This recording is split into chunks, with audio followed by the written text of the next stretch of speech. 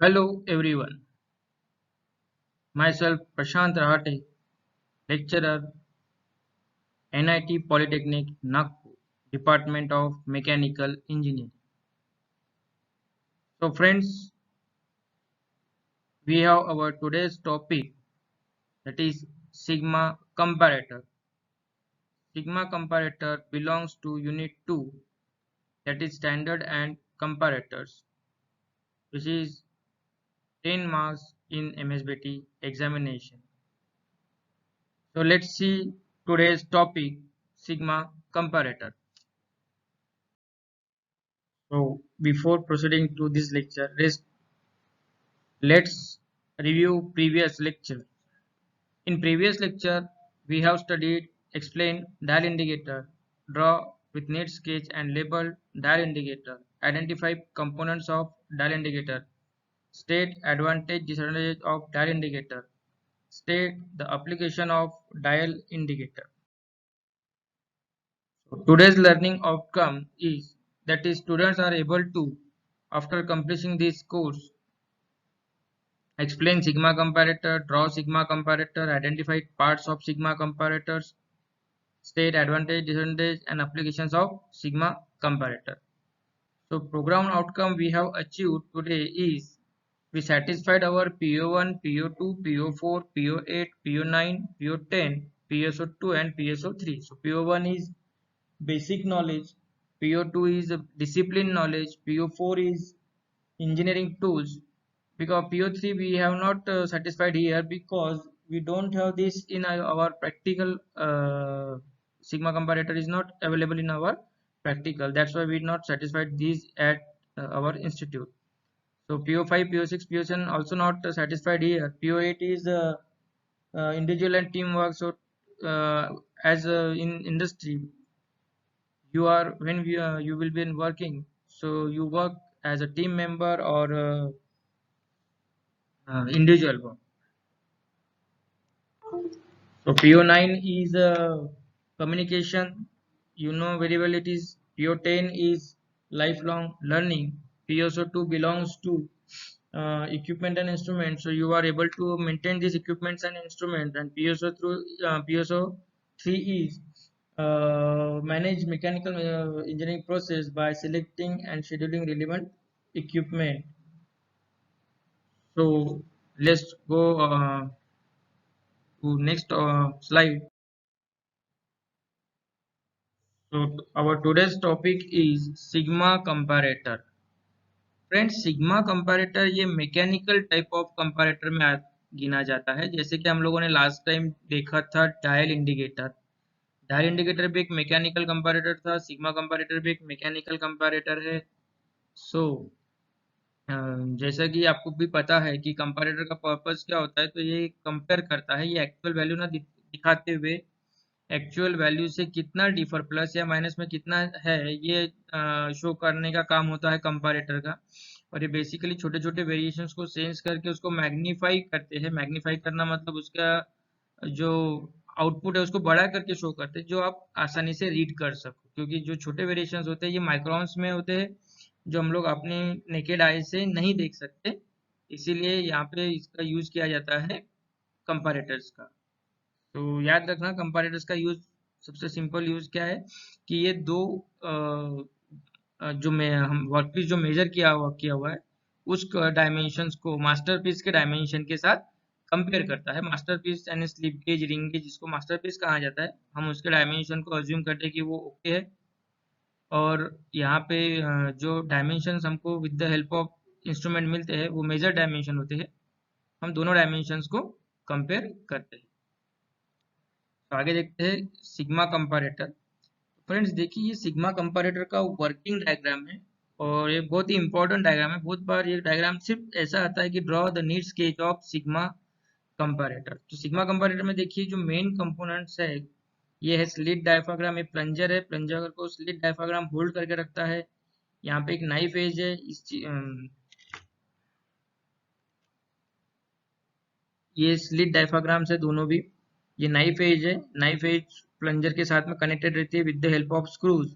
और knife edge के एक बॉटम में रहता है एक बियरिंग, स्पीयर बेयरिंग ब्लॉक बोला जाता है इसको, और ये कनेक्ट होता है फिक्स्ड मेंबर और मूविंग मेंबर के साथ। ये जो पार्ट है दोस्तों ये फिक्स्ड रहता है, ये एक टाइप का पिवोट या हिंज है, जैसा हम लोगों ने देखा है पेंडुलम जैसा होता है घड़ी का, उस टाइप से ये फिक्स रहता है, और ये जो नीचे का पार्ट है मूविंग मेंबर, ये घूमते रहता है, यानी मूवमेंट होता है।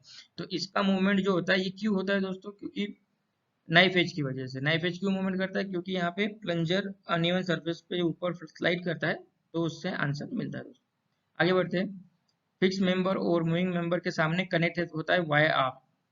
तो जो भी मूवमेंट हमें इस पोर्शन से मिलता है वो मूवमेंट को हम लोग इस वाई आर्म के मूवमेंट में ट्रांसफर करते हैं। ट्रांसफर करने के बाद में यहाँ पे देखिए ये ड्रम है, ड्रम के ऊपर पॉइंटर है, तो ये ड्रम और पॉइंटर, ये वाई आर्म का मूवमेंट कन्वर्ट होता है फिर ड्रम और पॉइंटर के मूवमेंट में, और वो हमें बाद में स्केल पे दिखा जाता है। तो देखिए कि ये जो मूवमेंट ट्रांसफर हो रहा है एक जगह से दूसरी जगह, तो ये कैसा हो रहा है, ये दोस्तों मैग्निफिकेशन हो रहा है, यानी छोटी वैल्यू सेंस करता है और उसको बड़े इसमें कन्वर्ट करके आगे भेजता है।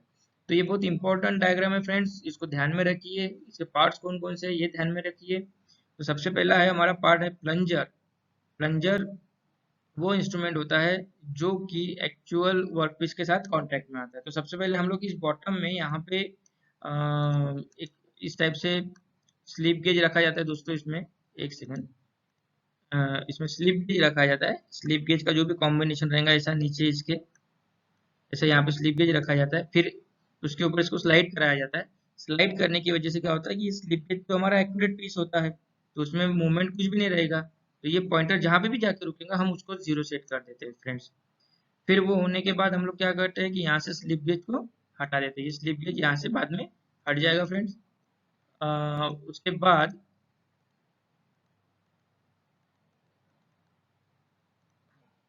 फिर स्लिप गेज हटने के बाद हम लोग यहाँ पे वर्क पीस रखते हैं दोस्तों। वर्क पीस रखने के बाद क्या होता है कि वर्क पीस अगर एक्यूरेट है तो इसमें मूवमेंट होगा क्या, नहीं होगा।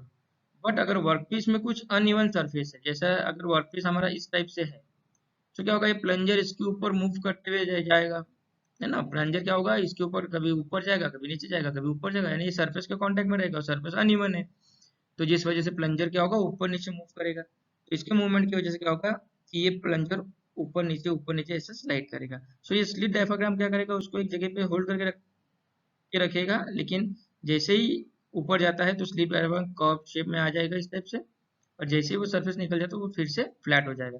अब ये जब ऊपर नीचे हो रहा है तो इसका मूवमेंट किसके साथ से कनेक्ट है, नाइफ एज के साथ से। ये पार्ट कौन सा है, ये नाइफ एज है। अब नाइफ एज के नीचे देखिए बेरिंग लगा हुआ है, एक फिक्स मेंबर है, एक मूविंग मेंबर है। तो नाइफ एज जैसे ही ऊपर नीचे होगा, तो देखिए ये जो ए लिखा हुआ है, ये फर्स्ट स्टेज ऑफ मैग्निफिकेशन है। तो इसमें क्या होगा कि ये दोनों के बीच का डिस्टेंस क्या होता है, ए। तो ये जैसे ही नीचे जाएगा तो ये कम, ए का वैल्यू कम हो जाएगा, जैसे ये अगर ऊपर जाता है तो ए का वैल्यू बढ़ जाएगा। यहाँ तक समझ में आया फ्रेंड्स सभी को। तो फिर आगे बढ़ते हैं। यहाँ पे देखिए ये फिक्स मेंबर है, ये मूविंग मेंबर है। अब ये मूविंग मेंबर में क्या होगा, देखिए जैसे ही नीचे आता है तो ये जो आर्म है, ये आर्म नीचे दबेगा, अगर ये ऊपर जाता है तो आर्म ऊपर खींचा जाएगा, तो इसकी वजह से क्या होगा, इस वाई आर्म में मूवमेंट होगा। अब वाई आर्म में मूवमेंट होगा तो उसको कहा जाता है Y arm of length L. कितना मूवमेंट होगा उसमें, एल मूवमेंट होगा, लेंथ एल का मूवमेंट होगा। अब ये क्या हो गया, छोटा सा ए का वैल्यू इन्होंने एल के वैल्यू में कन्वर्ट कर दिया, मतलब ये हो गया फर्स्ट स्टेज ऑफ मैग्निफिकेशन। अब यहाँ पे क्या हो रहा है कि ये जो वाई आर्म का लेंथ एल है ये ट्रैवल कर रहा है यहाँ पे। तो ये देखिए रेडियस ड्रम जो है, पॉइंटर पॉइंटर स्पिंडल दिख रहा है ना ये, तो ये क्या होगा, इसके ऊपर रोटेट होगा फ्रेंड्स। तो रोटेट होने की वजह से इसका मोमेंट इसके अंदर चले जाएगा। अब ये छोटा सा रेडियस है लेकिन पॉइंटर इस पे बहुत लंबा सा दिया हुआ है, तो जब ये रेडियस टर्न करेगा तो इसके ऊपर ये पॉइंटर लगा हुआ है, ये पॉइंटर यहाँ पे ऐसा मूव करेगा। मूव करने की वजह से जो यहाँ पे मूवमेंट हो रहा है वो मूवमेंट यहाँ पे और ज्यादा बढ़ जाएगा, और आपको स्केल के ऊपर फाइनल आंसर मिलेगा। समझ में आया फ्रेंड्स डायग्राम। The first यहाँ देखिए, the first magnification of the instrument depend on the y arm and the length of arm, and the second magnification depend upon the ratio of radius of pointer and radius of spindle। तो पहला magnification depend होता है दोस्तों L bye A के ऊपर। ये देखिए magnification लिखा हुआ है हम लोगों ने L बाय A, और दूसरे स्टेज का मैग्निफिकेशन डिपेंड होता है R बाय स्मॉल r। तो R मतलब यहाँ से सेंटर से यहाँ तक का रेडियस, और स्मॉल r मतलब ये ड्रम है इसका radius, capital R divided by small r। सो इसका मैग्निफिकेशन मिलता है दोस्तों हमको करीब करीब 300 to 5000। ये डायल इंडिकेटर से भी अच्छा मैग्निफिकेशन इसमें हमें ऑब्टेन होता है। आगे बढ़ते हैं फ्रेंड्स, जो ये वर्किंग है जो मैंने अभी आपको समझाया है, और आगे एडवांटेजेस ऑफ सिग्मा कंपैरेटर। ये देखिए, ये भी एक डायग्राम है सिग्मा कंपैरेटर का। ये स्टैंडर्ड पीस दिख रहा है ना, ये स्टैंडर्ड मतलब स्लिप गेट, फिर इसको हटा के हम लोग वर्क पीस रखते हैं। ये प्लंजर ये सेंस कर रहा है और यहाँ पे आंसर बताएंगे। तो एडवांटेज है दोस्तों इसका, least count up to 0.25 micron is available. तो इसका लिस्ट काउंट 0.25 माइक्रोन तक ये इंस्ट्रूमेंट अवेलेबल होते हैं। It has got a bold scale with large indicating point, तो वेरिएशन हमें बहुत अच्छे तरीके से मिल सकते हैं। डिसएडवांटेज है दोस्तों इसका, due to motion of more moving part considerably wear and tear takes place, ज़्यादा मैकेनिकल पार्ट ज़्यादा है और एक दूसरे के ऊपर स्लाइड करते हैं, जिस वजह से वेयर एंड टियर उसमें होता रहता है दोस्तों। Less sensitive due to friction being present in the moving part, तो सेंसिटिव भी बहुत कम होता है, मतलब जल्दी आउटपुट इनपुट सेंस नहीं करता, इनपुट मिल जाता है लेकिन आउटपुट दिखाने के लिए समय लगता है। उसके बाद देखेंगे दोस्तों applications of sigma comparator. It is use in selective assembly, इसको बेसिकली सिलेक्टिव असेंबली टॉपिक में यूज किया जाता है। It is and in mass production we can see this type of instrument also, मतलब मास प्रोडक्शन में भी इसका use. तो फ्रेंड्स, यहाँ पे हमारा आज का टॉपिक खत्म होता है। हम लोग देखेंगे आज क्या क्या हम लोगों ने पढ़ा, इसमें रिवाइज करेंगे आज का टॉपिक।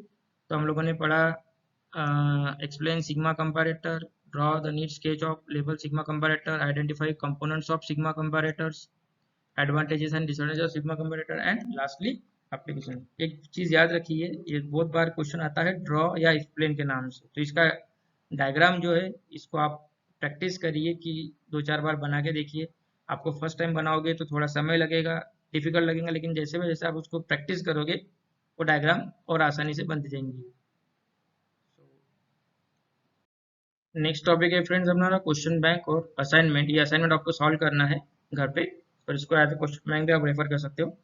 तो आपको पहला क्वेश्चन रहेगा, describe with need state sigma comparator, draw and label sigma comparator. ये बहुत इंपॉर्टेंट क्वेश्चन है, मैक्सिमम टाइम एक्सप्लेन की जगह ड्रॉ ज्यादातर आता है, लेबल एंड ड्रॉ 4 मार्क्स के लिए।